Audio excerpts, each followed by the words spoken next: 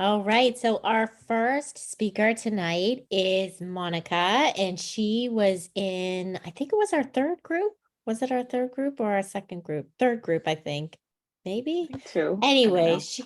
she is an alumni of our group, and you might have also heard her on the Food Junkies podcast where she bravely shared her story, and we are so grateful for that. And yeah, so tonight she's going to share a little bit about what it was like before, what it's like now, what she does daily for her recovery, and then also, like we said, what did you need to hear when you were at this point in your journey? So with that, Monica, take it away. All right. Can you hear me? I'm on my earbuds. Yeah, but Yeah. we can't see you. You can't see me. Okay. So let me switch then. Okay. Can you hear me on my computer? Yeah, yeah. Okay. I'll do it this way then. So hi everyone.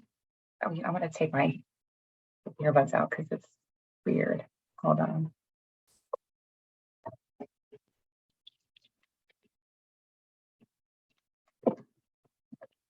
Okay, sorry. I know this is messing up the recording.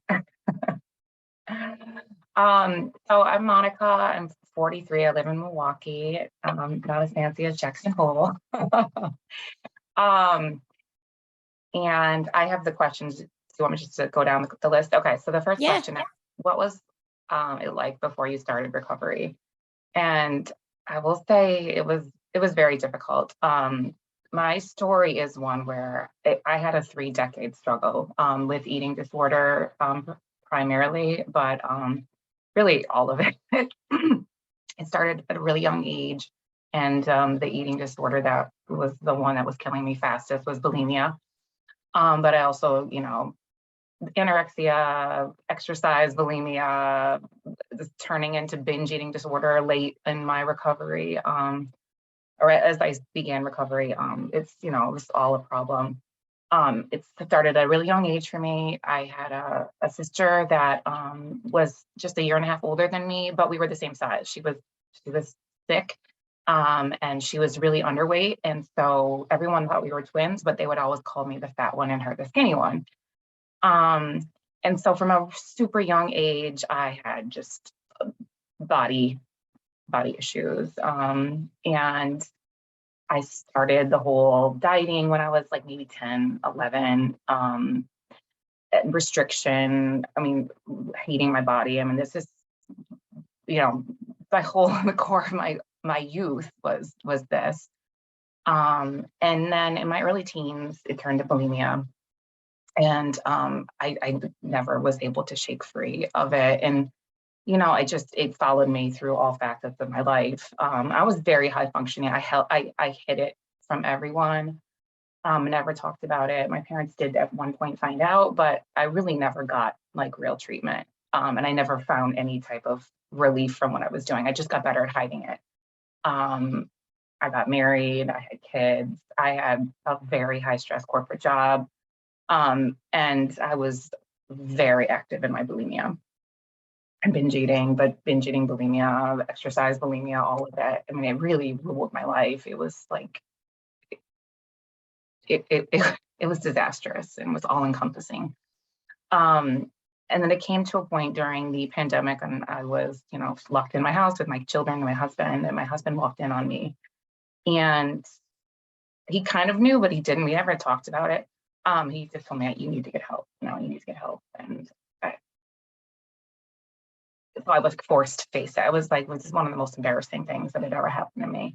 My behavior gotten really risky. I was doing things with my children, like just inches, like my daughter's wall is right here, and I'm binging and purging in a bucket, and she's 3 feet from me, and she could have walked in on anytime.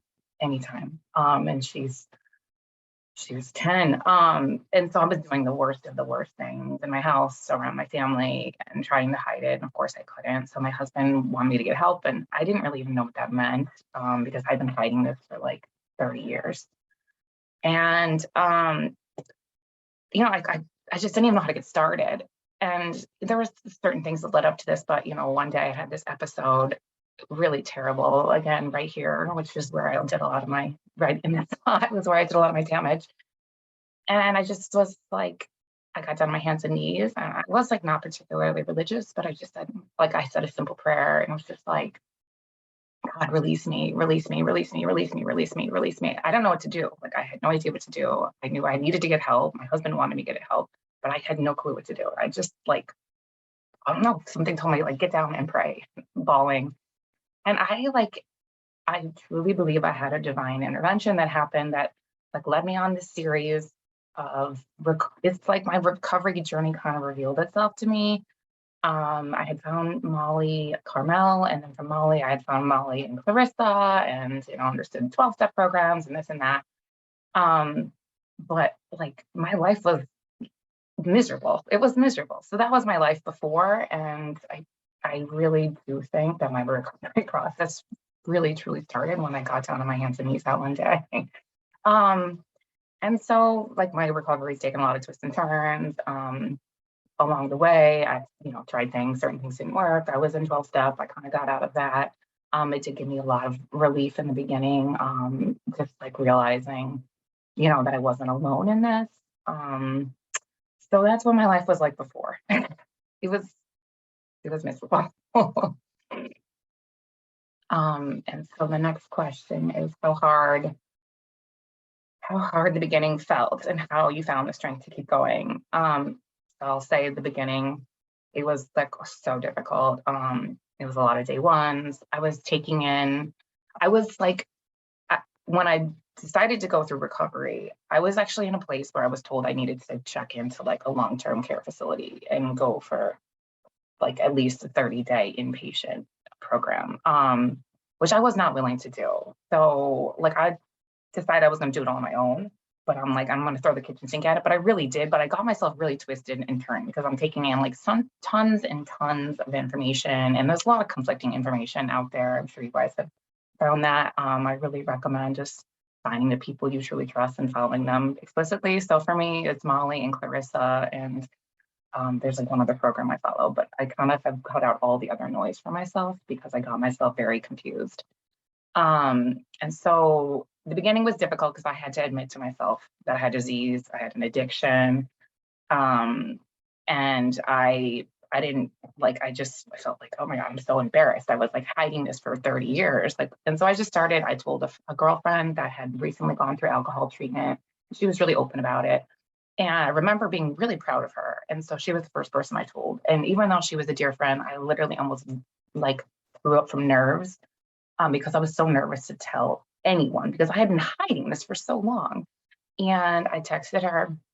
I was so afraid, like, to get the response, even though she was like one of my best friends. And I have it written down, but she told me, like, oh my gosh, it's going to be the hardest thing you've ever done. Take it one day at a time, give yourself grace, baby steps. And like, none of that meant anything to me then, but it does mean a lot to me now. Um, and and so once I like told, it was like my first like person that I told, besides like getting in touch with like therapists and stuff, but like the first real person in my life that I like willingly told. And it felt so liberating for me to have like unlocked this like cage secret that I was working so hard to keep caged for so long. And it gave me like the strength to like tell other people in my life. I mean, I wasn't singing it from the treetops or anything, but it took away a lot of the shame because it is very shameful to have an eating disorder, especially bulimia. I mean, there's like a pecking order in terms of eating disorders, and bulimia is like at the bottom of it because it's so gross. Disgusting. Who would do that to themselves, right? Like I look at it like, who would do that? I'm like, oh, I did for 30 years. I did that. Um, and ultimately, what gave me the strength, and I'm going to try not to cry, to get started and to keep going because I had a really rocky start was my daughter was 10 and I really started a lot of these crazy things when I was 10, 11. And like I'm engaging altruistic behavior that she could walk in on me. And I did not want to transfer this to her. I wanted to show her like what healthy eating is, what healthy behaviors are. I did not want to transfer this to her because I have really gone through it with it. And And I wanted to show her what a positive relationship is with food, like where you're not like binging your brains out and eating all the garbage and killing yourself quickly or slowly with the food. Um, and so that really has been a huge motivating factor for me is my daughter. And I have a son too, but really, I mean, he's younger and she was becoming the age where I was when it was, really scary, really risky, doing really strange things. So that's what gave me the strength to keep going. And like God had shown me that I had a reason to live, right? Like I had this divine intervention. Like I really sometimes I'm like, oh my gosh, like I have a reason to live. Like it's for my children. So um anyway, so what is my life in food addiction recovery like now? So I is a miracle. I am 11 months bulimia free. Like I cannot believe it. Like I cannot believe that I can say that out loud. Um, I never thought this was possible ever in my entire life. It's like my greatest achievement in life. It's crazy to say that, but the fact that I have been able to get myself out of with a lot of help, a lot of help. But this is like the riskiest of all the behaviors is doing. I mean, I'm doing a lot of weird stuff with food and binging and the sugar and the volume and the bags and the boxes. But the fact that I'm like out of the bulimia is really, I'm just like, I can't believe it. I'm so happy about that. And so also like as of like early this year, I really got myself off the food in like the biggest way. I'm not gonna say I haven't had blips along the way this year, but it's not like nowhere where I was, nowhere. I'm really for the most part completely sugar and flour free. I really follow for the most part the food plan that Molly and Clarissa gave us. Um, and what else is this life? I'll think like my life is like almost unrecognizable from a year ago. I'm living honestly for the first time in my life. My marriage is better. I'm sleeping better. I'm taking better care of myself. I definitely have less anxiety, less guilt, less shame. I'm a lot more accepting of myself than I was. I was like my biggest critic in life. Um, I have hope that I want to make a full recovery. I'm definitely not there, but I'm on my way. And but it's hard too. Like there's days where it's hard. Like I've had a lot of suppressed feelings and emotions that I never dealt with that, are coming up in my recovery process that have come up. Like I spent a lot of time crying, like, along my journey. I don't really do that so much anymore. But I mean, there was like a lot of crying that happened along the way. Oh, dealing with unresolved old things. Um, so I guess that is like what my recovery life is like. It's definitely a lot better, I'll tell you that. The things that I do for my food addiction recovery daily, I make myself a priority. That's first and foremost. Like I used to first thing in the morning get up. I'm like was like a workaholic in addition to like the food addiction. But instead of like I would get up and I would get right into my email and like work. And so I don't do that anymore. Like I get up, I like spend time on my recovery in the morning. I like to do that when my family is still sleeping. So I get up early typically. Um, and I listen to my big why. I've recorded it. I listen to my big why every day first thing when I'm drinking my coffee. I journal. Um, I do affirmations and gratitude. I tell myself I'm enough. I tell myself I'm worthy. Every day, I just listened to your podcast where she was talking about that, and I was like, oh wow, I'm already doing some of these things. um, which I do think helps gradually. It's like a gradual mind shift. But it's like I'm slowly getting there. I plan my my day in time blocks.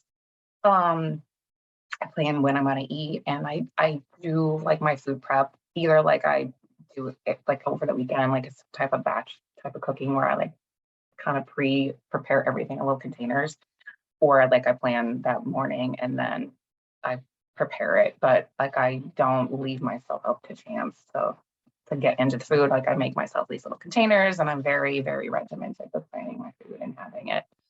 pretty much like at all times, like when I travel, everything. And it's like a non-negotiable for me. I don't, I'm gone a lot of small kids. My daughter's in like all day, all week, sometimes all weekend tournaments. And everyone knows that I'm showing up with my backpack full of all my meals. I'm like the only one there eating salmon with asparagus, and everyone else is eating pizza. But I really don't give a rip because this is, what I do for my recovery. What else do I do? Um, I do some type of like a daily movement every day, like walking, running. Like I said, the exercise had kind of gotten out of control for me. So I really incorporate a lot more walking than anything. But I do still run, but I don't like I'm not doing I did some half marathons and stuff. I've kind of taken that off the table because it got a little unhealthy for me. I do like some stretching every day.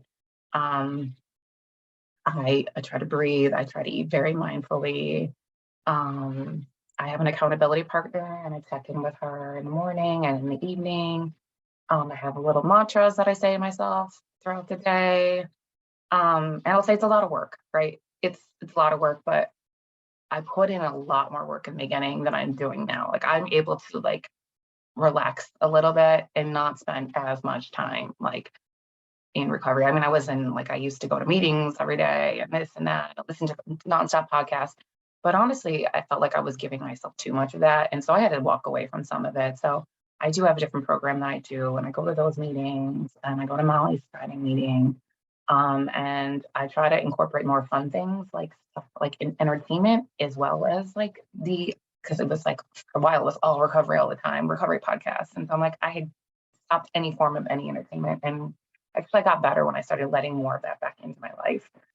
Because like my life was just recovery, recovery, recovery, and I was like not getting recovery, recovery, recovery. So it's gotten better as I've like allowed myself to have more like enjoyment in my life.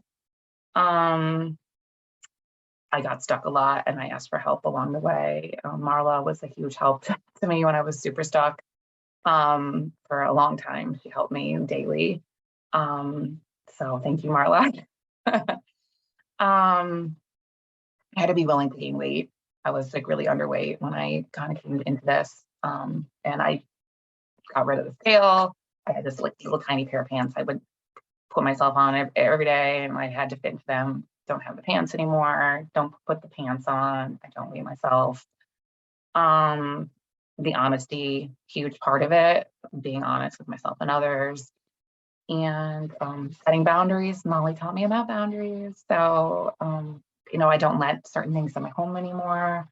I've had to set some boundaries with my husband about what he brings into the house, guests. Um, there's certain people that have like not respected my time, and I've set more boundaries in terms of my own time because my time is very valuable to me now. Um, and of course, the food plan, and yeah. So I don't know. I think I'm just rambling, but the next question is, this is the last question.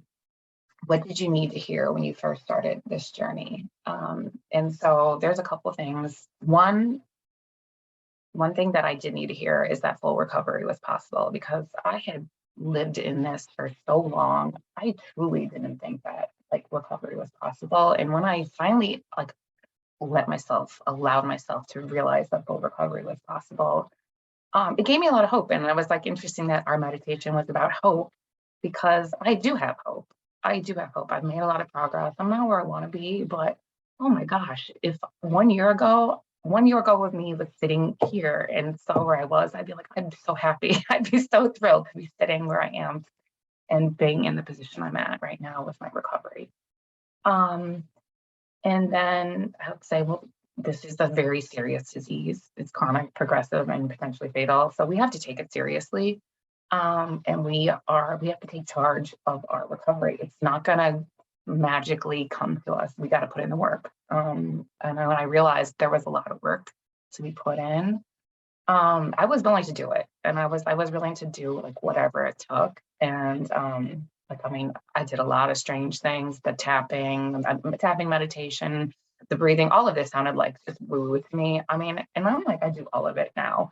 I'm willing to try anything now, because I'm like, what I was doing before was not working for me clearly. So, and then lastly, I will say, what I needed to hear, which I thought was the opposite of what was going to happen, was that the truth would set me free. And when I finally decided to live authentically and tell my truth, I never could imagine how the amount of relief that I got, and like what it was, like what I needed to do to like free myself. It was just being honest, like stop living in this lie, this secret. I mean, the buying the food, the binging the food, the hiding, the replacing this or that. I just like became honest with myself and said, I have a disease, I have an addiction, and I was honest with people in my life about it. Like it got a lot easier, and I was able to work toward recovery. And then I'll just say, believe in yourself, even if it's hard, like roadblocks, setbacks, a lot of day ones. So what? Forgive yourself and keep going. Keep going. Don't go backwards. Keep going. Look at it as learning opportunities. Anytime something happens that isn't exactly what you wanted to do in your higher brain, forgive yourself and move on and keep aiming for the bullseye. So that I will pass. And thank you for letting me share. Thank you, Monica, for being here. And it's our pleasure to see you 11 months bulimia free. Like what an amazing journey you've had. Are you open to answering some questions? Yeah, absolutely. Okay, so first of all, there's a comment and a question. So it is Monica, the podcast you were on with Molly and Clarissa is why I am here. Your 7 month free from bulimia gave me hope. Now 11 months gives me even more. I too have been in the food bulimia for 3 decades. My question is, are you doing the keto food plan? If so, do you incorporate MCT oil?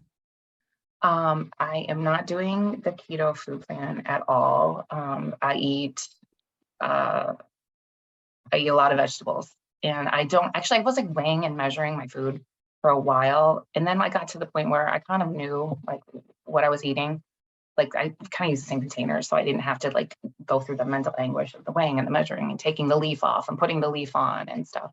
But I don't follow keto. I do basically a protein, fat, and then a lot of vegetables. And then I did start the MCT. Is so funny that you said that, because I just started doing MCT oil. Just I do like a quarter tablespoon or something and like a decaf coffee, which I do. I'm enjoying. It tastes good. So yeah, but I don't follow anything keto. I think for me, it would like almost cause me to maybe like feel restricted and binge. And so I just that's where I'm at with it. Never really tried it, and I love vegetables. So Yeah, and I think that that is what we find true for a lot of people who come from that restrictive place, right? The more inclusive we can be, and comfortable with having a little bit more volume can be very freeing for us, for sure, who have that eating disorder background. Does anyone else have some questions for Monica? Just put your hand up if you do. If not, then, or put it in the chat.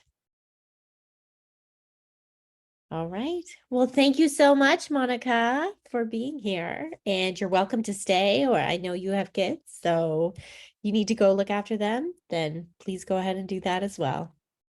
thanks, guys. I'll stay until they barge in on me. So. Yeah. Awesome. All right. Next up, we have Wendy, and I met Wendy on February 1st of this past year. And since starting her journey, she has been clean and sober from her drug foods, and she was willing to trust the process. And I am not going to spoil any of her story because I'm going to let her share it. And so, without further ado, here is Wendy. Hi, everybody.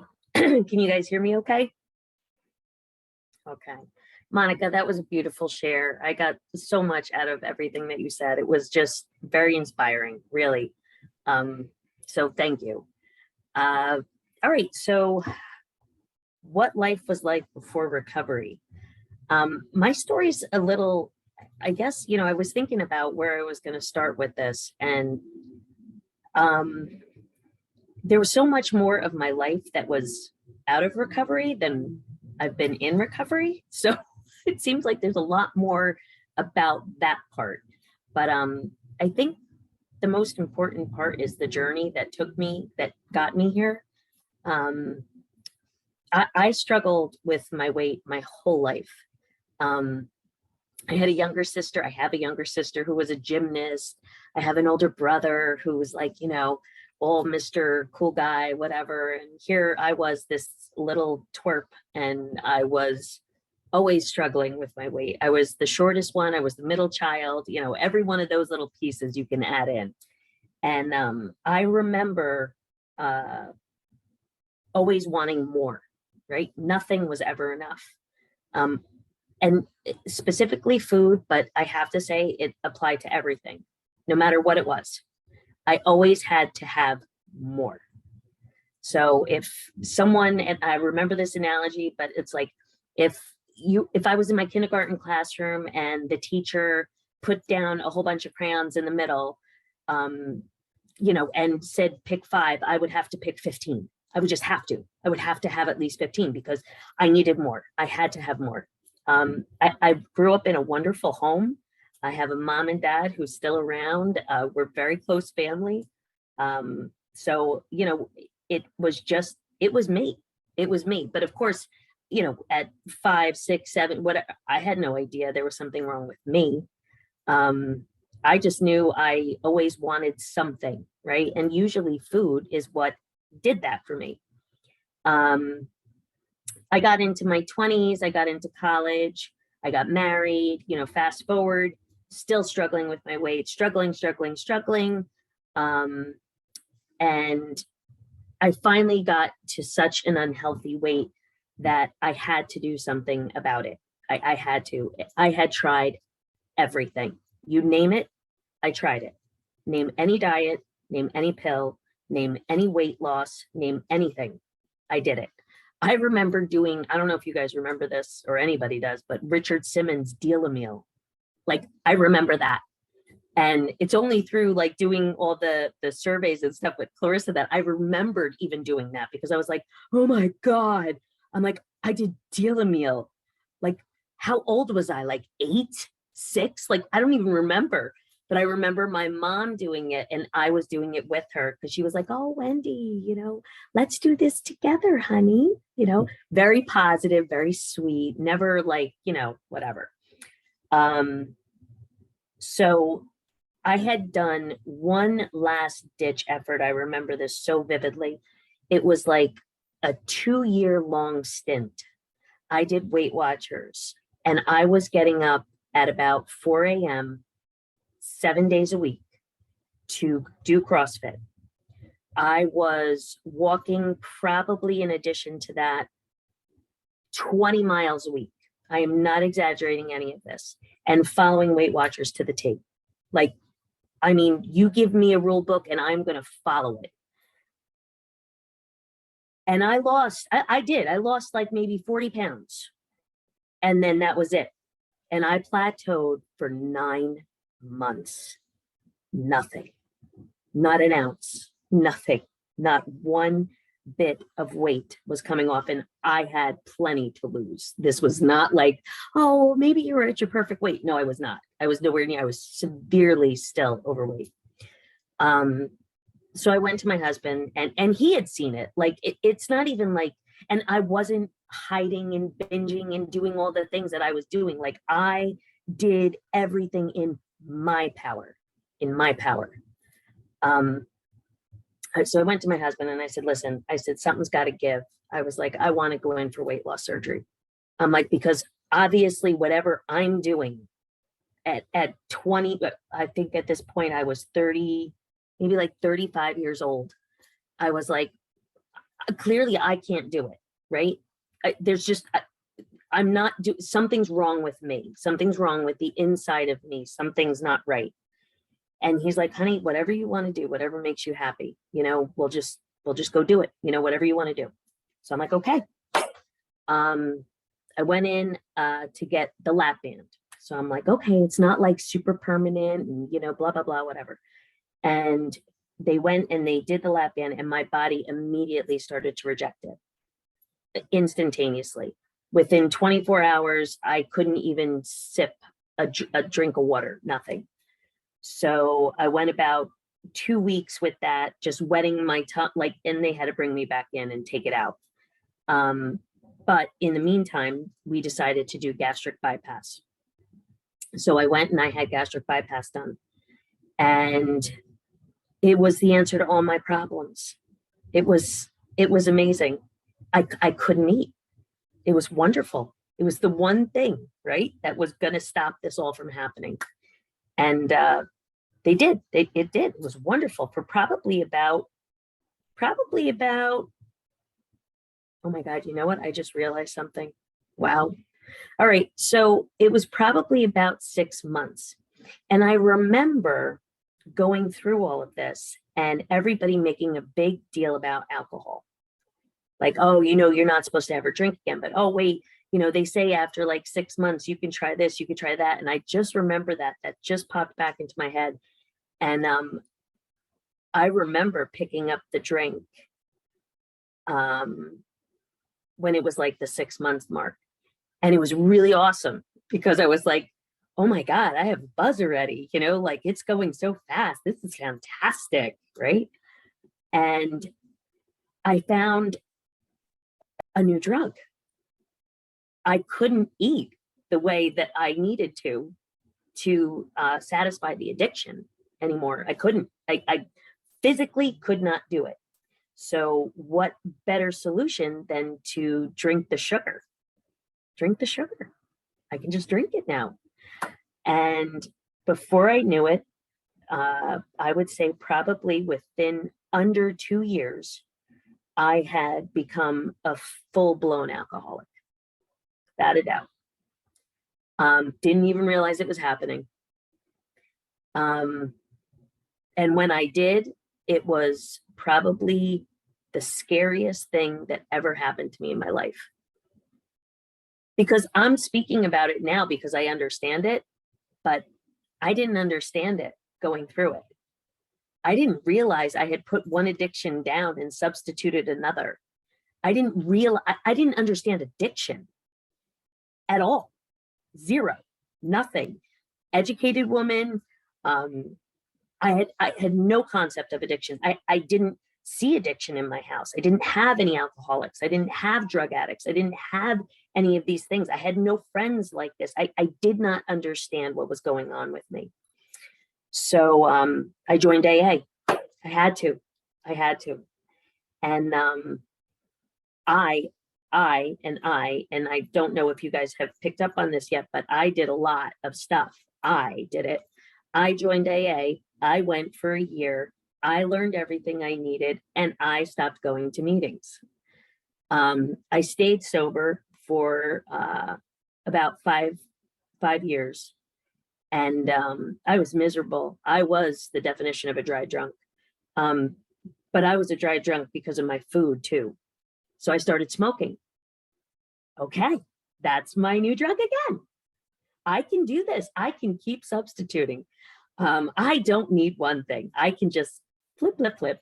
I am a true believer in addiction transference. You can just go from one to another. So I started smoking. My kids found out that I started smoking. They got on me. You have to quit. You have to quit. I quit for them, not for me. Within 2 months of quitting smoking, I picked up the drink again. I couldn't pick up the food again, but I picked up the drink again. Took me 2.5 years to get sober again.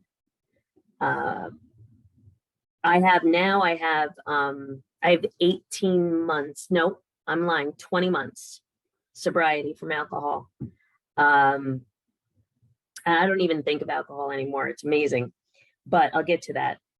The when I came back in, it took me 2.5 years to get sober again. I was a different person when I came back in because it was the first time that I was actually able and willing to listen to someone else besides myself. I'm a firm believer in I can do anything. I was told that growing up. I was instructed on that. You can do anything you want, honey. You can just do it all. I'm like, yep, okay, great. So I can do this too, right? No, my addiction is so much stronger than I am. And I had to learn what would help me handle it. Not how I could control it, but what would help me cope, help me handle it, because I couldn't do it by myself. Doesn't matter what the addiction is, I can't do it by myself. And that was a huge learning lesson for me. So when I came back into the program, I got a nice solid, I would say, year under my belt. And it was amazing because I had really bought into, and I don't want to say bought into, because that's just it's got a negative connotation, but more so like I was willing to be a part of something, right? To grow in a group of women that I could trust and that understood me and understood how I was feeling. And I needed that. I needed it.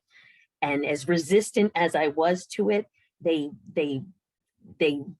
tunneled through that outer core and got through to me as people that I would never, and they say this all the time, that, you know, we wouldn't ever talk to each other any other time. I mean, some of the friends that I have in AA, I look at them and I tell them straight across, like, if I saw you walking down the street, I'd cross because you scare the shit out of me. Like, just looking at you, like, I don't even understand this, but I'll call you crying, you know, or you'll call me crying. Like this is what, you know, the fellowship is about. And not any specific one, just this group of women right now that I'm looking at these screens and I'm looking at your faces. You're a fellowship, you're a tribe, you're a group.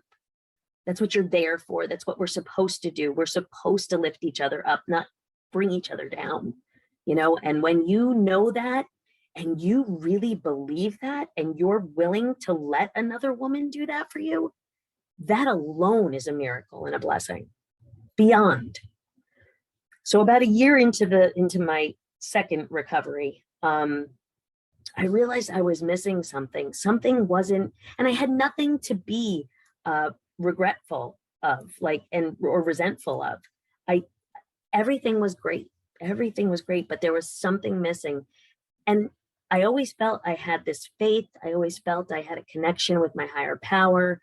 But I felt like something was missing, that the alcohol was just a piece to the puzzle. It wasn't the whole picture. And something, I believe it or not, I was scrolling on social media, because that's like rare, right? You're scrolling on social media and I saw something about overeaters or, you know, something along those lines. And I'm like, could I be an overeater? Like, do I have a food addiction? No. And I just went away with it. Like, I just ignored it. I was whatever. But something kept needling me. And it kept showing. And I'm like, finally, I Google it, right? And I'm like, Overeaters Anonymous. I'm like, what is it?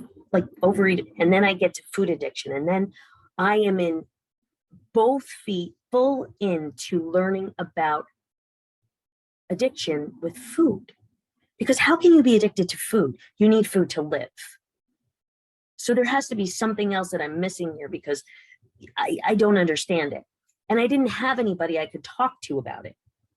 So, of course, I go to the science first, right? And I'm looking at it. I'm like, oh my God, there's all these chemical components. There's the sugar, and there's the this, and this is the way it breaks down. And if you look at cocaine and sugar and flour, and it's all the same, and oh my God, I'm going to die. I'm like, I don't even understand what's going on here. So I start really, really like looking for resources that can help me. And of course, I find Food Junkies and the podcast. And I become an addict to Food Junkies. And I'm listening to every single episode, all of them. I'm like falling in love with Molly, and I'm falling in love with Chris. And Molly, you don't even know me, but I love you. And I'm doing all of this stuff, and I'm like, I have to reach out to this woman because I have to talk to somebody. Either I'm crazy or I'm a food addict. Maybe I am. I think I am. Oh my God. And then I reach out to Clarissa. She's amazing. And I'm finding out all of this information. And she was very good with me. And I told her I have to figure this out and I have to take it slow. And she was very patient. And I remember this, and I've learned a lot in recovery. And I just want to mention this one thing is, whether you're in a step program or not, I'm a firm believer that everybody should be in a step program. Like I step my husband all the time. I'm constantly like, you know what, sweetheart, you really need to go to, like, I don't know, like, what's that one that, like, you have to live with an alcoholic or a food addict and you need to go and get your own support. They have 12 steps too. He's like, honey, you 12 step me every single day. He's like, I'm okay. I'm like, no, I think you need help. You need to talk to people. He's like, I'm really fine. But I think it's so wonderful, because when you find your people and you find a group of people that you can associate with, and you have such a deeper level of understanding of the way you think and you share, it's so freeing. And I don't know how else to say it, but it's freeing. Like, to not hold back and to not be afraid that you're going to be judged. Well, go ahead, judge me. Yeah, I looked at food in the garbage. Yeah, I took food out of the garbage. Yeah, I sold those candy bars because I actually ate them all. I didn't really sell them. I mean, yeah, all of these things, like, I could go on and on and on and on and on. I just remembered the other night that I took a cigarette from my aunt when I was like 7 years old, and I smoked it. I can actually taste it. I didn't even remember that. But this comes from sharing with different people. I had a share at a meeting last weekend, and I was talking, and there was this girl that was only 6 months sober, and we were chatting, and I'm totally getting off topic now, so I'm rambling. So just, because now I'm getting passionate about what I'm saying. Anyway, I digress. I met Clarissa. She helped me through the beginning of it. And what I learned was that I was always a food addict. And I just honestly didn't know it. Looking back, it is the clearest thing that I've ever been told in my life. Well, holy crap. Yeah, Wendy, you were a food addict. You are. You still are. You're a food addict. I was just telling a friend the other day that I don't like saying I'm a compulsive overeater. I don't know why I don't like saying that. I've really been thinking about that, because it's compulsive, which means it's not in my control. But I'm fine with saying I'm an addict. I'd rather tell people I'm a food addict than a compulsive overeater. It's bizarre, but that's my disease. That's the way my brain works. I'm coming up on 6 months, right? 6 months, 7 months, 6 months, February, March, April, May, June, July, August, 6 months, coming up on 6 months. These have been the best 6 months of my life, literally. I never, ever believed, and I don't know if you guys share this. I don't know if you've felt it. I don't know, but I'm going to just say it. I never believed there would come a day when all I didn't think about was food, how to get it, how to eat it, how to sneak it, how to manipulate it, how to manipulate situations so that I could get to it. My entire day for 48 years, or as long as I can remember, was literally about the food. And when it wasn't the food, it was the drink. And when it wasn't the drink, it was the cigarette. But the reality was, it always came back to the food. And now I have such an awareness. So if anything that this recovery has given me, it's given me awareness. Awareness of my disease, awareness of my addiction, my addictive tendencies, where I can become alert to something before it happens now. And what do I do for that? What do I do? Because I remember saying, what do I do? Well, I got a 12-step program. I pray on it. I really do. Because at the end of the day, I believe that everything is based in fear, right? Everything we do. I'm not enough. I didn't get enough. I won't be enough. I didn't say enough. I didn't relay my information well enough. It's always about being enough, which is why I always wanted more. But I pray on it. I pray to have that fear lifted from me. And it is. When I turn it over, I live in peace and tranquility. I have serenity. Because it's not, I clearly showed myself I could not do this myself. I could not.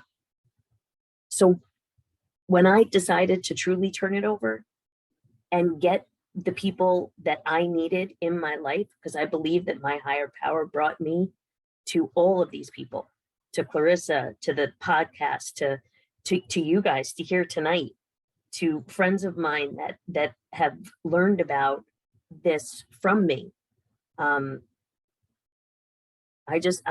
truly do believe that. And someone the other day had said, you have all these acronyms, right? And this person said something about fear, and I couldn't, because you always hear like it's like face everything and recover, or F everything and run. There's all these whatevers.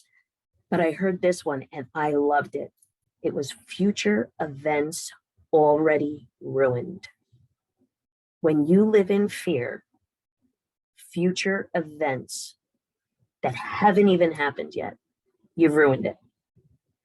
And I actually told that to my 16-year-old daughter the other day, because she was so stressed and so worried and I was like, hey. All you're doing is talking fear right now. And what a blessing that is, to be able to, and she has no idea I'm in these programs. She thinks all this is like prayer groups, like everything, because it's just way too much. And she's 16 years old. She's got enough crap to be worried about. She doesn't need to start worrying about her mother. But for me to be able to give her insight that I just got at this age, because of this program, because of these people, wow. I wish somebody said that to me when I was her age. I probably would have ignored them, let's be honest. But to be able to share that was amazing, to one of the people I love more than anything else on the face of this earth. So, the way I look at it is, I'm looking at all through the questions. I think I hit on everything. What life and food addiction recovery, you can clearly tell, like, I'm in a good place.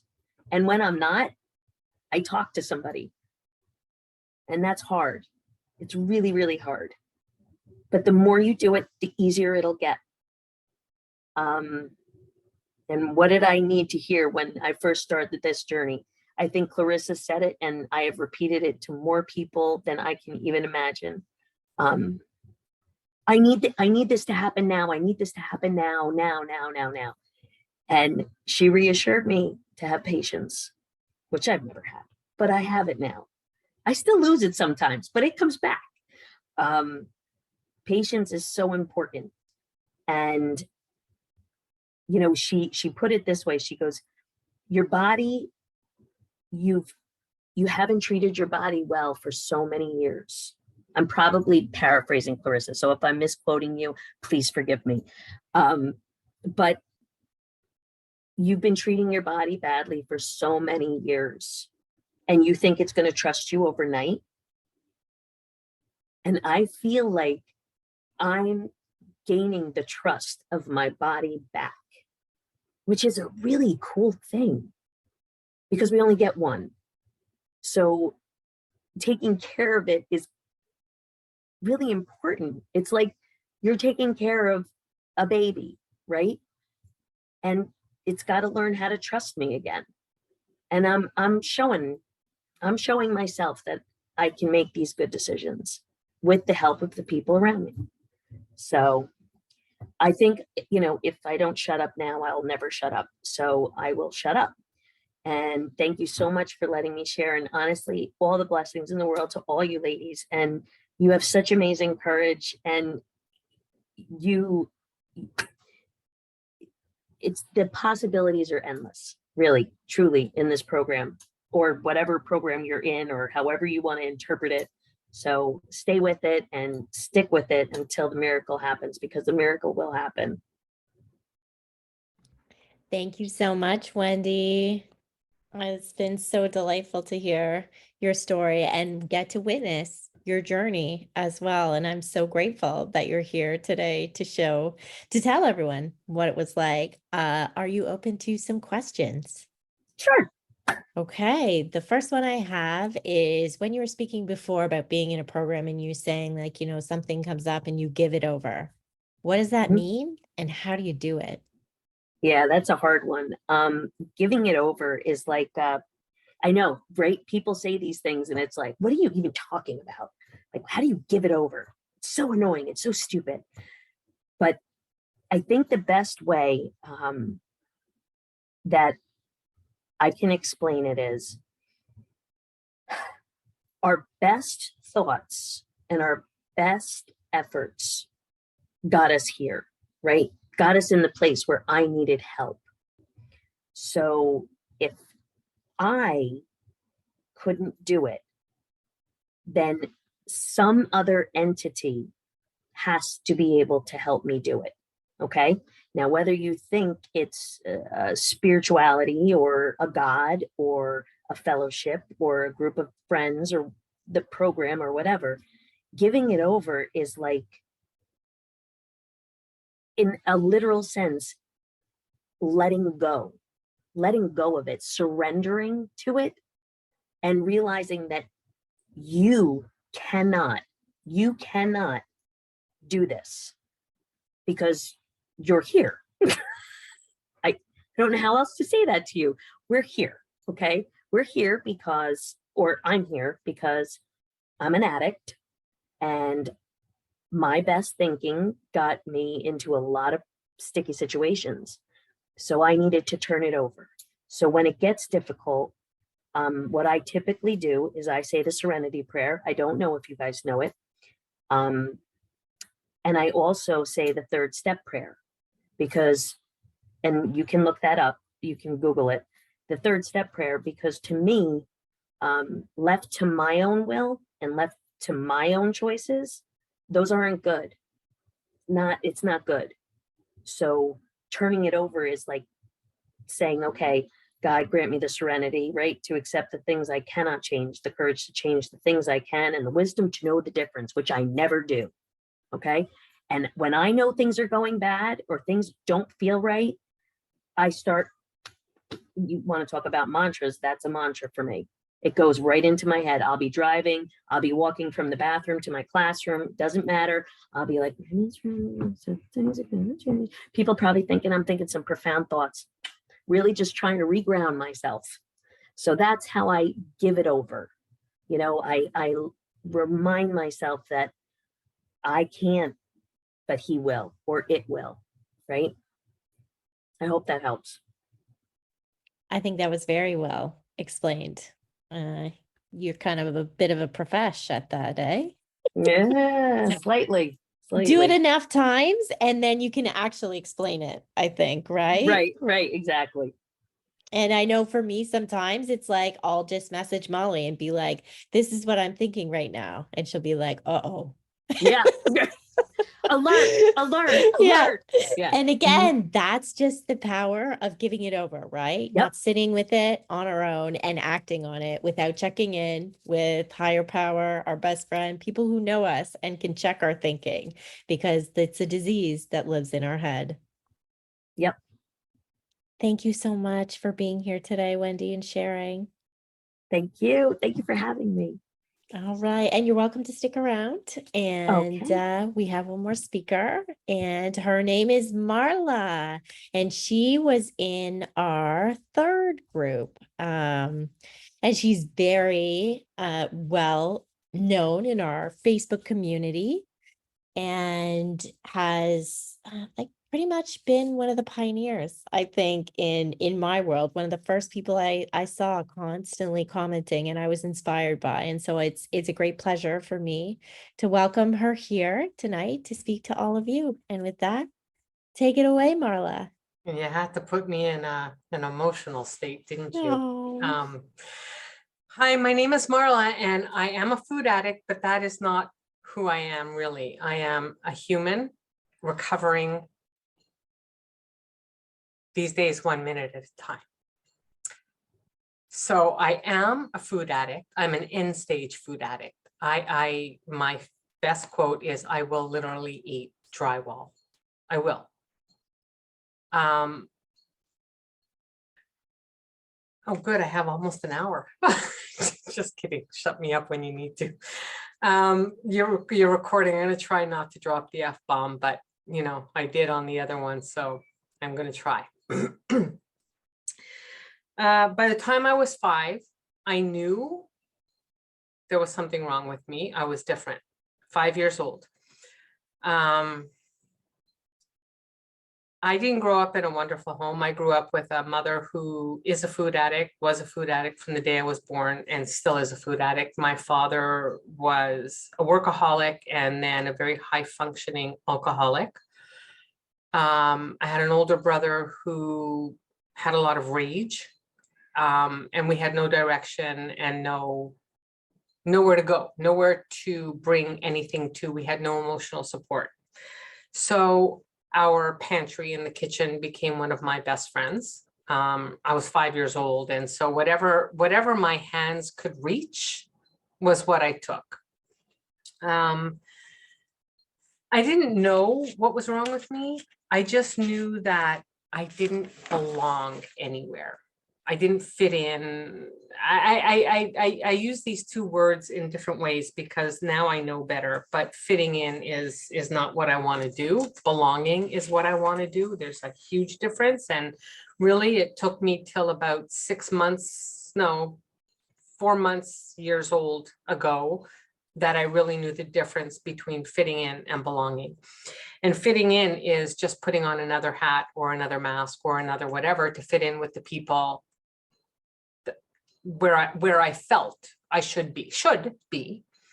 And belonging is where I can take off every single mask and just be whatever it is that's inside. And I still don't know. I'll be 62, and I do know that there's a beautiful soul. In the beginning, a lot of similarities to what Wendy shared. I mean, quick background is I did it all, and then, you know, at 2012, I had gastric bypass surgery, and I was a lightweight in comparison to most. I mean, my top weight was 260. I had a gastric bypass, and I was a poster child, literally a poster child. My weight came off. You know, one of the questions was, what did I need to hear when I first started this journey? I had heard it when I started my gastric bypass journey, and I had a support group. We used to meet for coffee once a week, and they all said the same thing: don't test, don't push, don't pick up those that you're not supposed to pick up, the sugar, the crap, right? And I did, of course. And in my 4th year, while I had still maintained 85% of my weight loss, I think I put on 15 pounds, I don't know, but I knew one day, and this is literally when the moment hit me, I was sitting at my desk, it was around Christmas time, and there was all kinds of crap in the office. And I actually went and put a sign above my desk that said, do not feed the animal, because I just couldn't stop. I had restrictions. So dense protein, Wendy, when you say you couldn't use food, your addiction, oh, honey, I could. I could, because I'm a binger and a purger. And that's what I do. That's what I did, rather. But even so, with my bypass, no, I couldn't do more than 3 ounces of dense protein. But oh my God, give me anything else and I can inhale, right? All the soft slider foods, as I call them. But what I was like as a child was really sullen and miserable and dour and seeking affection. But now I know this, right? I didn't know why I was so, I was thinking on the way home, I didn't prepare anything because I don't do well with that. I just need to trust that I'm going to say what needs to be said, what someone needs to hear. I was thinking today as I drove home, at 10 years old, I guess, yeah, my brother's bar mitzvah. So the pre-days, 2 days before, all the pictures, all the families in from out of town. And what does this child do at 10 years old? I spike a fever. I'm miserable. I'm jealous. I'm angry. I made myself physically ill to get attention because this was all about my brother. And all I did in all that time was eat. I went to every out-of-town family to give me food, to solace. We had so much food in the house. I was angry all the time.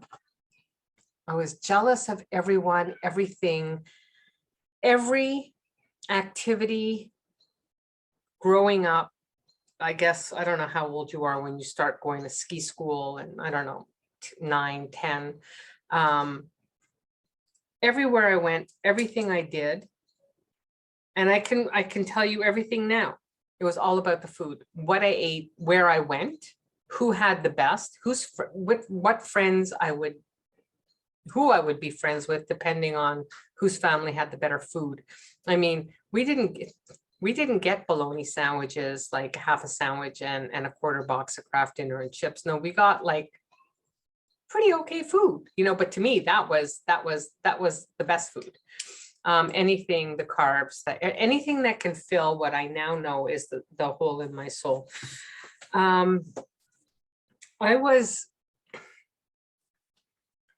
I never had a boyfriend. I never felt comfortable. We would play, I don't know if anyone remembers Red Rover.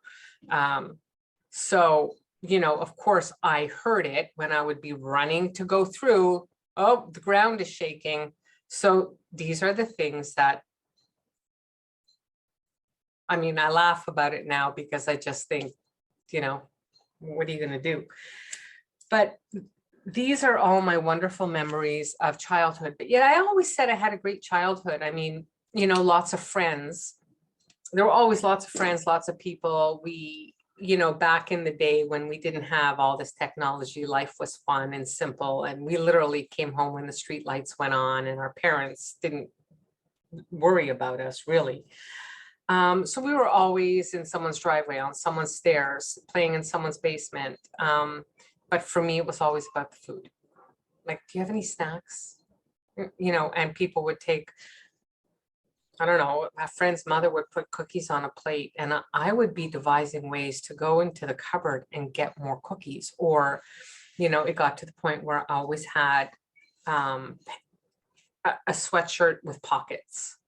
And that's really when it started, like a sweatshirt with a pouch or sweatpants with pockets. And I'd literally fill my pockets in my own house too. And it was sneaking. And it was hard. So 2012, after doing all the pay and ways and the shame and my grandfather saying, for every pound you lose, I'll give you $100. And of course I was going to lose that weight because money was a big motivator for me. Right. And I grew up in a comfortable home, but still money was a motivator because I could go out and buy more food. Anything I got was more food. I had a great uncle who owned a candy store, penny candy stores. I don't know who's old enough to remember penny candy stores. You got a brown bag. It was either the 5-cent bag, the 10-cent bag, or the 25-cent bag. And my Uncle Maxie always gave me a 25-cent bag to fill up what I wanted, but that wasn't enough because I would steal from him. I would still steal food. And I don't know why. I don't know. We were never denied food in our house. There was junk food, there was good food, there was healthy food, there was fast food, there was homemade food, and I was never told you can't have any. So I don't know where this all came from, but it was horrible because this was what my life was. If I was going to get a chocolate bar, it wouldn't be like I don't know if anyone will know, but a cherry blossom, because cherry blossom was only, a little square. Mind you, they were solid, but I would get the big ones, the big chocolate bars, or the chewy ones, because they're going to last longer. This was what my life was like. Angry, gossipy, judgy. I grew up in a very judgmental house. And so add everything together, and it was like the perfect storm for a really ugly human being.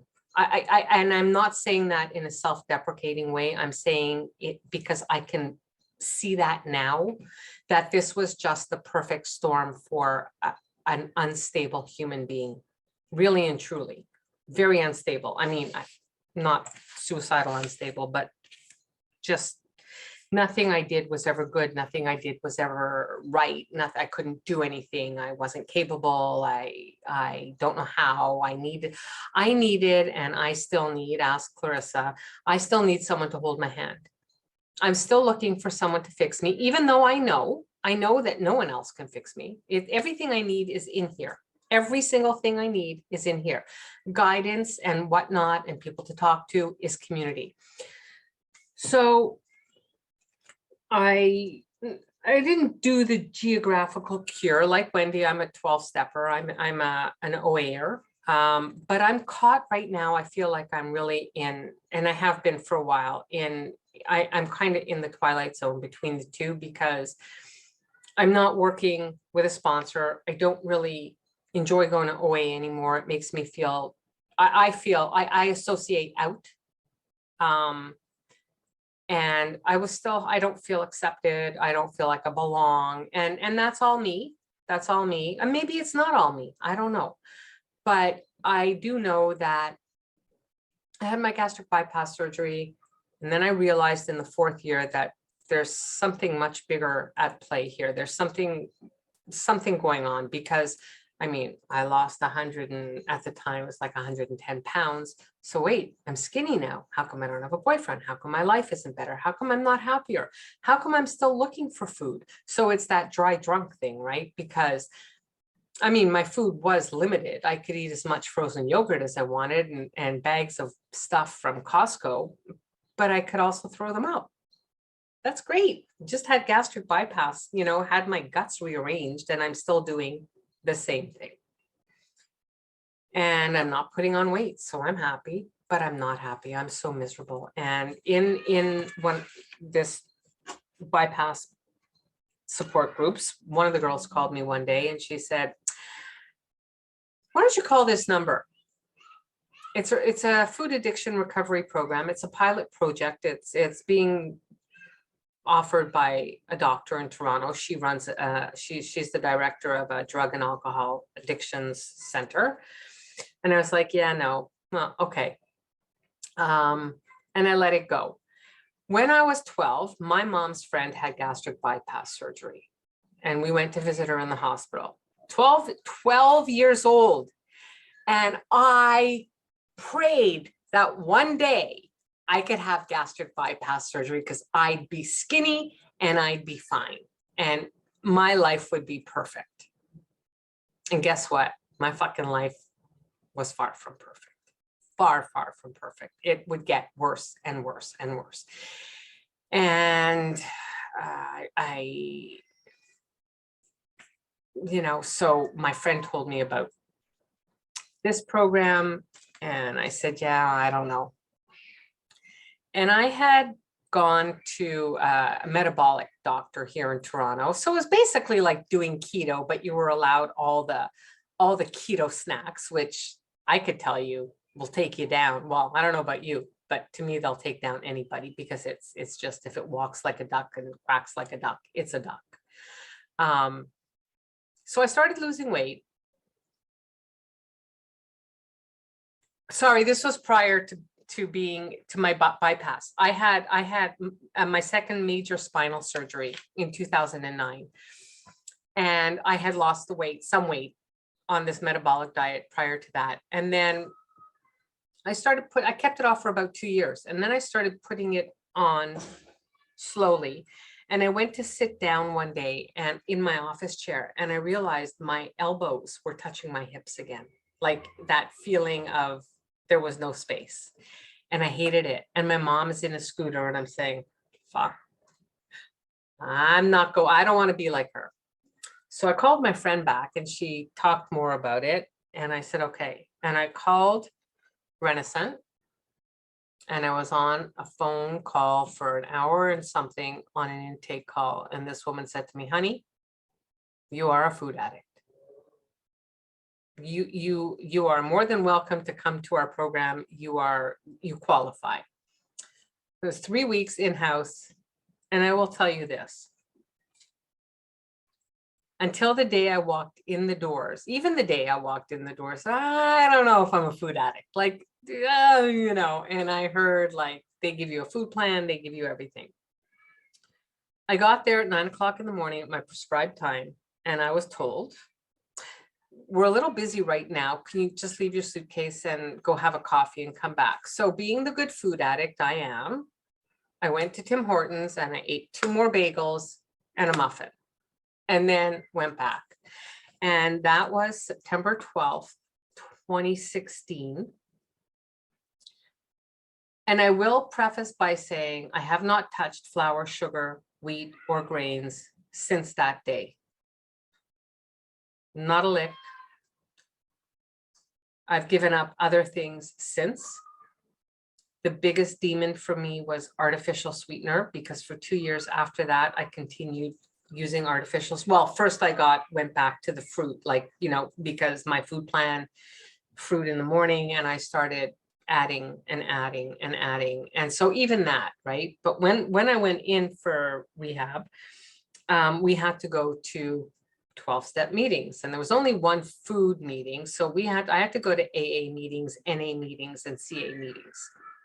And I was like, oh, hell, I can't do this. This is not for me. I was in rooms with people who were street people, and I'm not a street person. My addiction is nothing like theirs. Well, let me tell you that it's no different.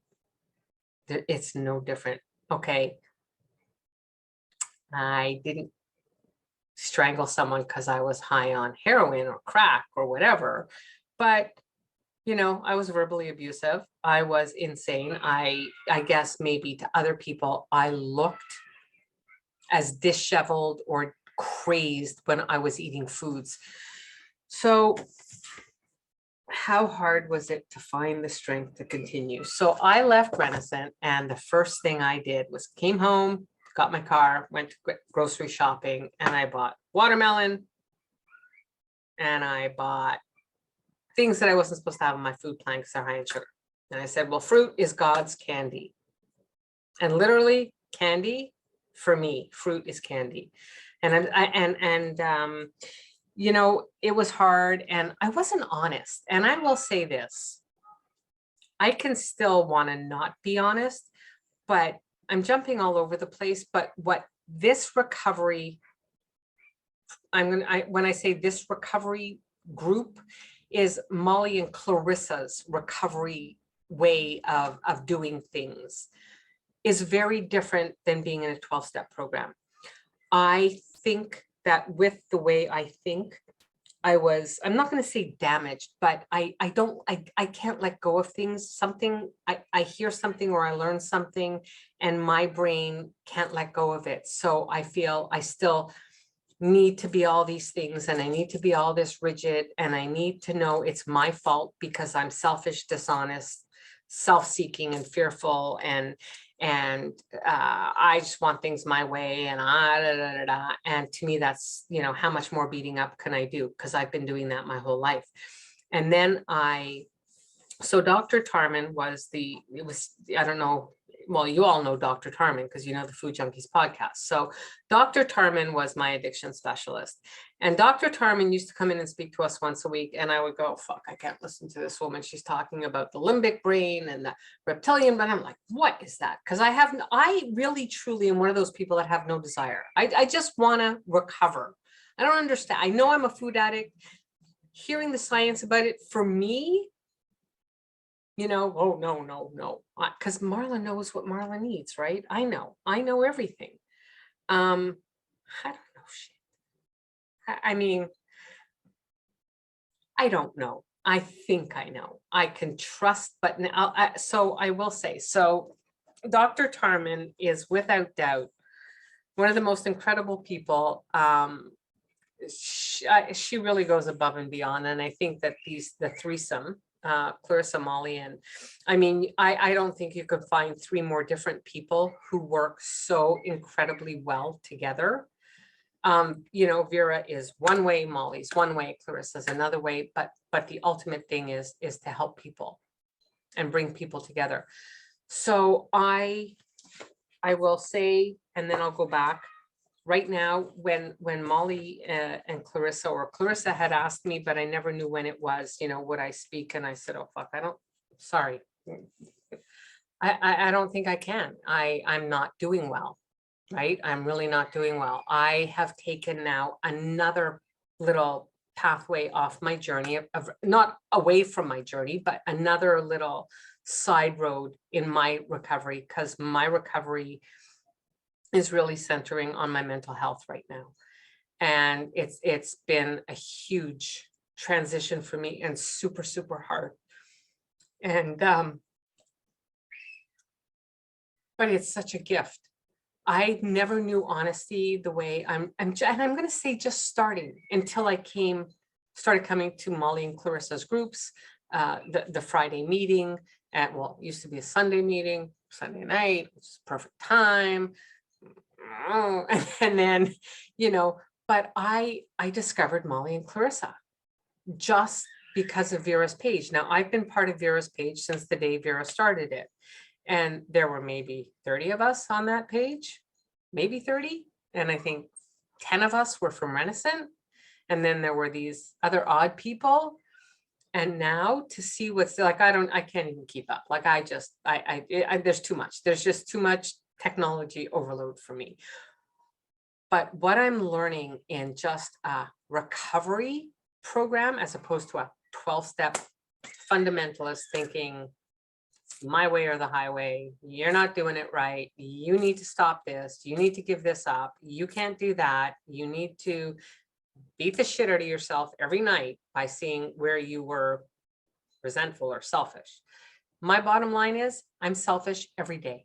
I most likely will be for the rest of my life in some way, but I don't think I need to pull that as a glaring defect anymore. And so I've kind of retaliated, and I don't know if it's a good thing or a bad thing, but I do know that it's propelled me on a different path, which I think is a good thing. It was very hard to continue because it's just, if only he, if only she, if only they, because everyone was throwing a wrench in my plan, right? It was all about me because it's all about me. Pride kept me from, how hard was it? Pride kept me from quitting because you're not going to see me fall again. And pride is not a good thing. Ego is necessary. Pride is not a good thing. And I'm learning the difference between the two. I can be proud of something I've done, but it's my pride that stops me from living a real life, from telling the truth, from being totally honest. So since I've really gone on this whole mental health pathway and a new recovery and went off my medication, because after 31 years, I'm just still, no matter what with the food, I was still just sub-existing in life. And even when I was working the program really well and doing my steps and sponsoring and being part of, I still couldn't I had zero self anything for myself, anything good. When I say any kind of self, it was all negative. And it still is, but I now see it and I'm now cultivating and bringing it forward. Honesty is something that I mean, because I'm an addict, and if I tell the truth, I'm going to be shamed, and I already have enough shame. And even in the recovery rooms, I was not honest for a very long time. Being off my medication and being part of another fellowship right now, and those of you who have been to the Saturday evening meeting that I usually host will have heard me share my path now, and will hear me being my most vulnerable. I've never, ever, ever been vulnerable like I've been in the past few months. And my food has gotten really loud. I have very little food neutrality right now. When Wendy was saying that you don't think about food, all I could think about today was food. And so something's missing in me. I'm not doing what I need to do, but at the same time, I have been doing more outreach, more phone calls, more being there for people, less, oh God, I just want to lie on the sofa and veg in front of the TV and do something for me. And so, I can look at that as a backward spiral or a downward spiral, as it's actually known, not a backward spiral, downward spiral, which is what I share a lot. I'm spiraling, I'm out of control, I'm going to lose and I have these thoughts. I can't stop thinking about food and I just want to eat, and fruit has come back in. And so, but the other thing, I don't know if it was Monica who said it, but I think it was Wendy, about the awareness. I have never experienced awareness like I experience now. So I had I have food. I'm abstinent from my foods, but I wasn't aware of anything else. That was all that mattered. I was abstinent. So I can lie about everything else because I'm abstinent. Isn't that all that recovery is? So last year, Molly and Clarissa bombarded me and said, would you be can we interview you for the Food Junkies Summit? And I was like, oh God, no. I said, I don't have recovery. No, they told me what it was about, and there are some professionals, and then the dietitians, nutritionists, and then people, just regular, normal people. And I said, no, I don't have recovery. And I don't remember who it was who said it. They said, you have food recovery. You just need to learn life recovery now, living a life in recovery. And that's something Monica, I don't think, is here anymore. But when I heard Monica say that, right, like she's living life now, I still struggle with that because I struggle with a lot of other stuff that's bringing me there. But the one thing I do know is that food doesn't help. It doesn't. I keep trying, but I'm aware. And the awareness, ladies, I just want to say, there's no tricks, there's no magic, and communication. And, I'm big on, we're all in the same, we all want the same thing, but our paths are so different. And I quote Jose all the time on this, is like, and I always said this because I always thought, well, okay, this is my home group. I fit in, I belong. Well, I was always fitting in because I didn't know belonging difference, but I was always fitting in. But I really wasn't. I thought, well, here, everyone's supposed to be my friend. This is what I was looking at, right? Not at supporting people, but everyone's supposed to be my friend. You're supposed to help me. Not everyone in a room of recovery is your people. We're all here, we're all to help, but not every one of you is my people. I can reach out to someone here and they're going to go, God, and we'll talk once and that'll be it. But I took offense to all of this, right? Because I'm super sensitive. And I think most of us really struggle with that need to be liked, wanted, accepted, part of.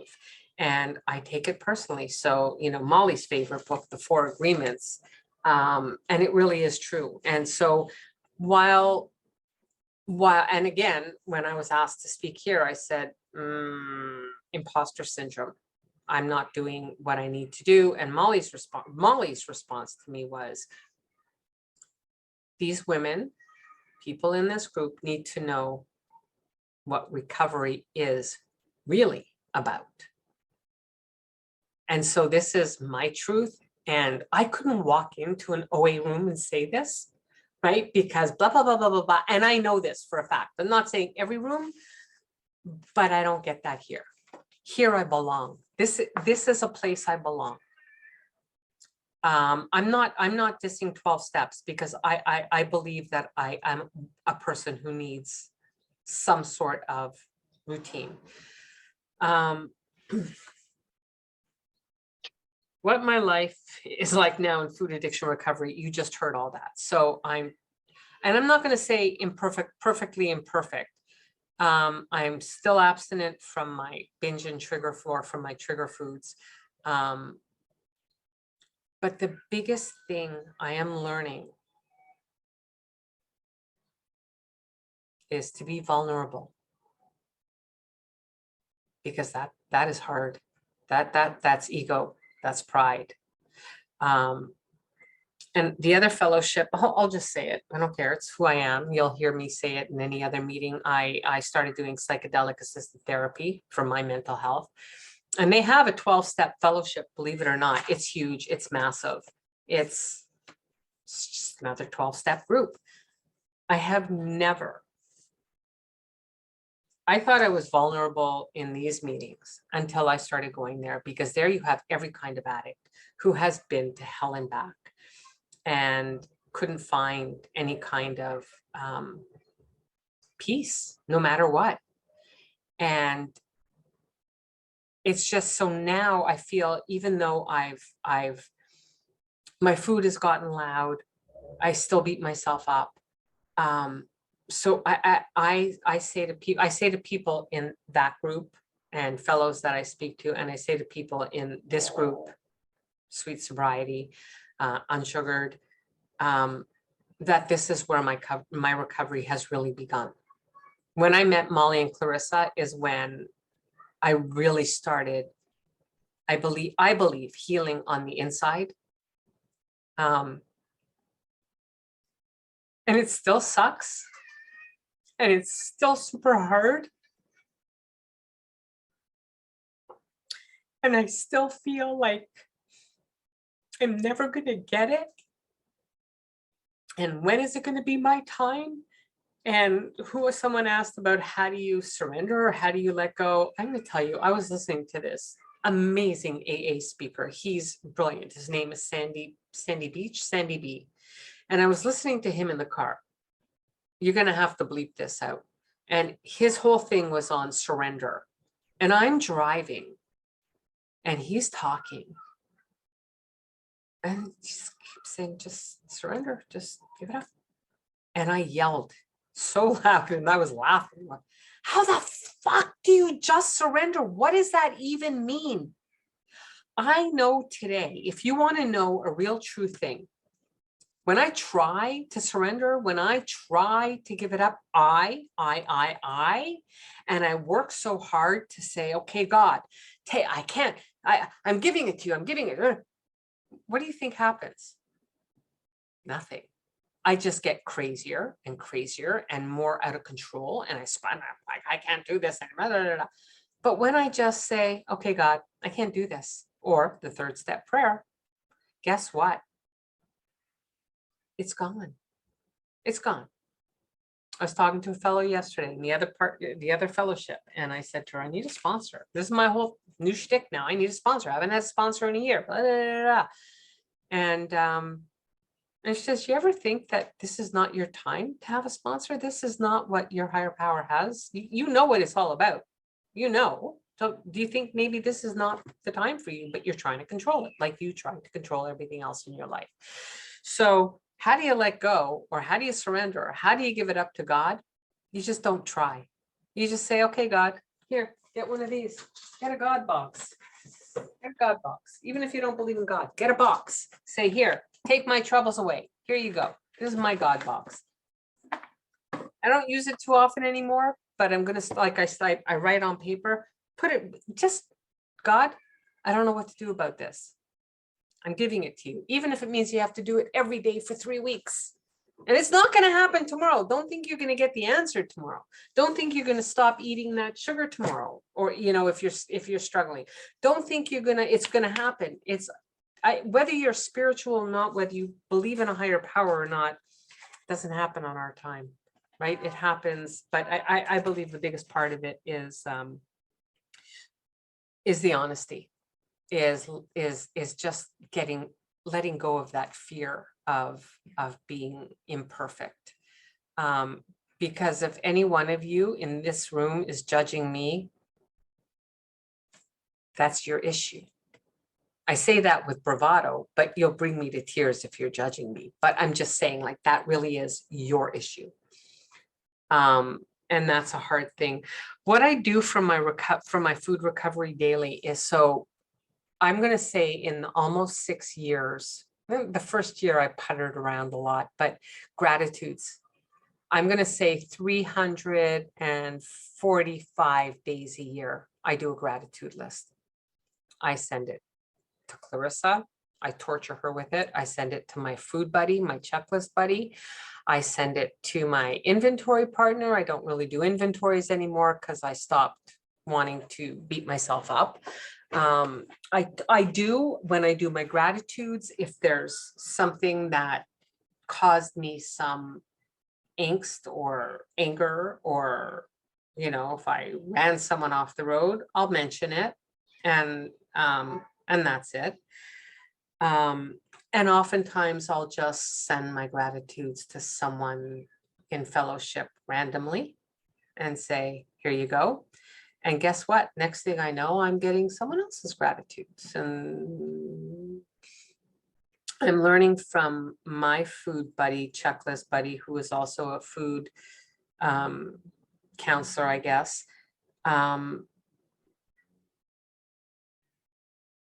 You know, I'll message her after the fact and say, I just ate an apple, or I ate 20 olives. And she'll very nicely and kindly say, and she'll never judge me, right? She'll never shame me. She'll go, okay, well, why don't you try messaging me first next time, or someone, right? Before. And it's like, you guys, I give you kudos. I look at that WhatsApp and I just like go, no, archive, because there's like, I look at it every 2 hours and there's 75 messages and I'm like, okay, there's so many groups. But I think it's phenomenal because you have to be able to share your truth and what's going on with you. And part of me thinks, and again, you know, this is where I get in trouble, is that had I found this, I will be one of those people who says, I am so grateful and so blessed that I had my gastric bypass surgery, because I don't think I would be sitting here talking to you today if I hadn't had it. I don't regret it, not for a second, not for a minute. It enhanced my life. It is a tool, just like outreach, just like doing journaling, just like picking up a phone. I would not be here without having had my gastric bypass surgery. I have had half an ounce of alcohol since 2012. I was a big drinker when I was younger. I grew up in Montreal, so I was a big drinker. I am grateful beyond anything that I didn't cross addict. I mean, we can say anything's an addiction. You know, if I'm binging on Netflix, to me, it's not. I didn't cross addict to something that I need help for.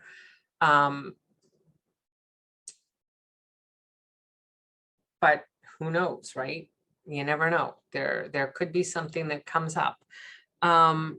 What I needed to hear when I first started this journey was everything that Molly and Clarissa say. Be gentle with yourself. Where's your self-compassion? Where's your self-love? Where's your self-care?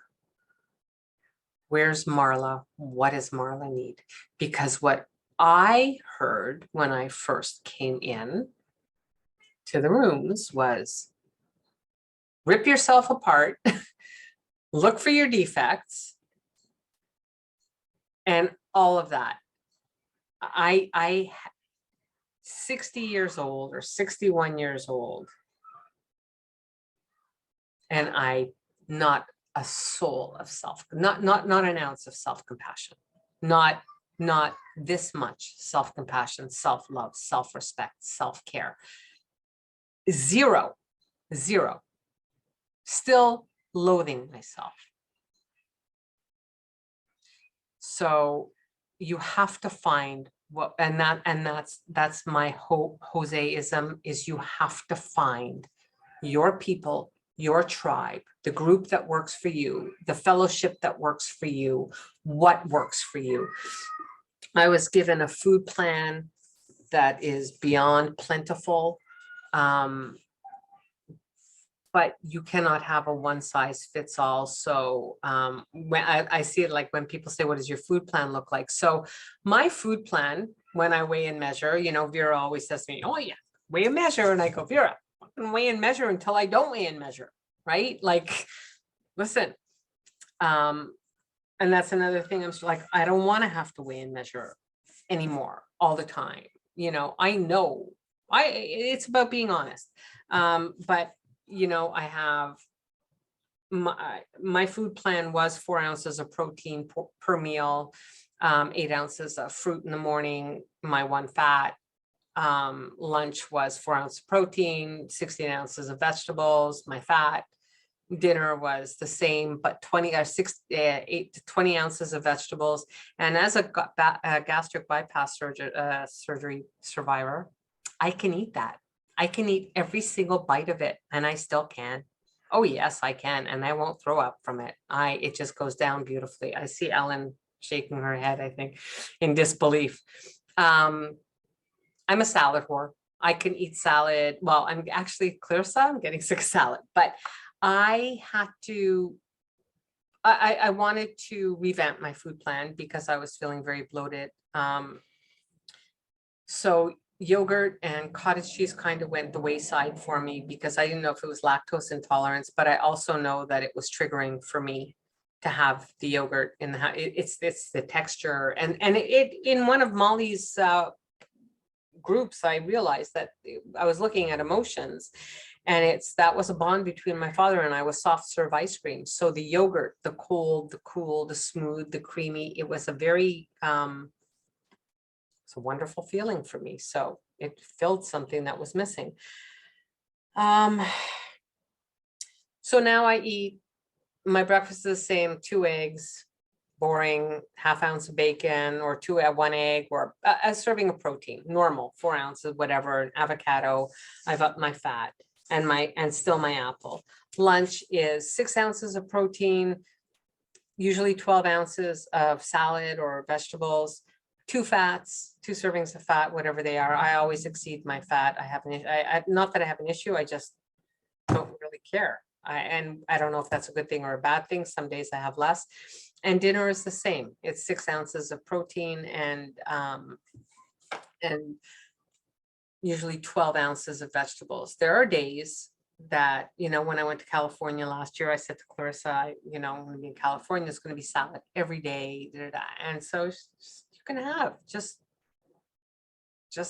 know.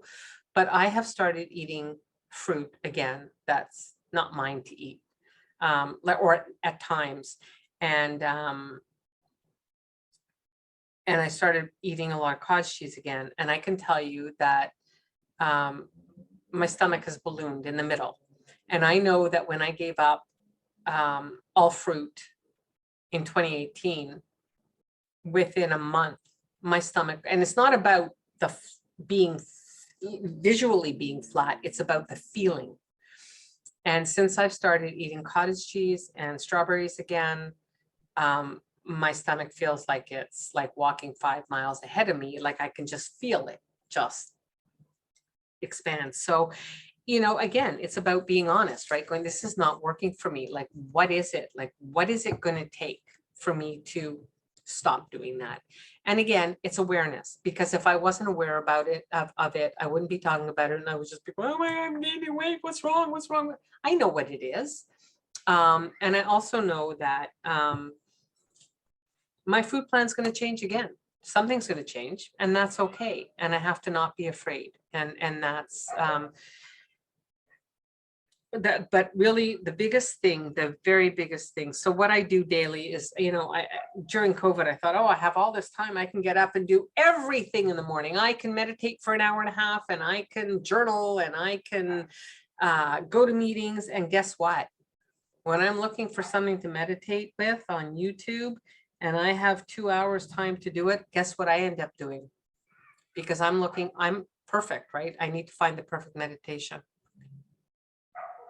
And I end up doing nothing. So I'm really trying hard to go back to basics, which would be, listening to a short, either motivational podcast or part of I'm not big on self-help books, but there are certain people now that I'm starting to appreciate. So listen to a couple of pages or a short podcast, maybe do the serenity prayer I try and do every single morning, and the third step prayer. Even with my psychedelic therapy, music has become very, very, very soothing for me. Music has always been something healing for me. So I may just early morning go on my balcony, put my headset on, and listen to a little bit of music, and that can be my morning meditation. But when I'm not in a good head state, I go, that's not enough. But that's basically what I do. But my biggest, the most important thing is the self-compassion, self-care, self-love, and honesty. That's for me. And not being afraid to be honest. Because anytime I was honest in the past, it got, people were angry with me, or I got into trouble, and I don't want to feel that anymore, but I'm not hanging with those people anymore. So, and in saying that, I don't speak to my mother, because even now, that's what it would be like, right? I cannot speak my truth with her. So I just don't speak to her, because I need to be surrounded by people who get me, who understand me, who I can lift up, who can lift me up, who can put up with my snarky when I'm in a shit place, and know that it's not about them. It's about me. It's about what I'm going through. And I'm needy as hell. And that's not always a bad thing. I just, need to recognize that no one else can fix me. But I can ask you to hold my hands. And that's what I've had to do. And it's kind of weird. That's it. Thank you, I think that's Marla. enough. Thank you so much for sharing. And I think it's so important. Everyone has this idea, right, of what recovery is going to be, and how smooth. It's not always going to be. There's going to be our journeys, right? And you are riding those waves. Are you open to a question? I am. Okay. So there is a question. Can you address how you were able to fill that hole in your soul with something besides food? Okay, so as you just heard, I can still try and do that, right? Because I think that 20 olives is going to fill that need. And the truth of it is picking up the phone. For me, I can text, hi, how are you? I can't have a conversation with you on text. It just doesn't work for me. But when I feel something coming on, or a sadness or whatever, it's self-care, self-love. So, Molly and Clarissa, well, that doesn't mean going and getting a pedicure and a manicure. And they're right. And for me, it doesn't even mean going and take a bubble bath. That's just too much trouble, right? Because I've got to wash out the tub. I've got to, but it will look like actually taking the time, because it's so much easier to go to the fridge and open that door and pull something out than it is to look at the weather, go, okay, do I need to put a blanket around me, or go sit on my balcony and put on my music? Because for me, that fills. Not always.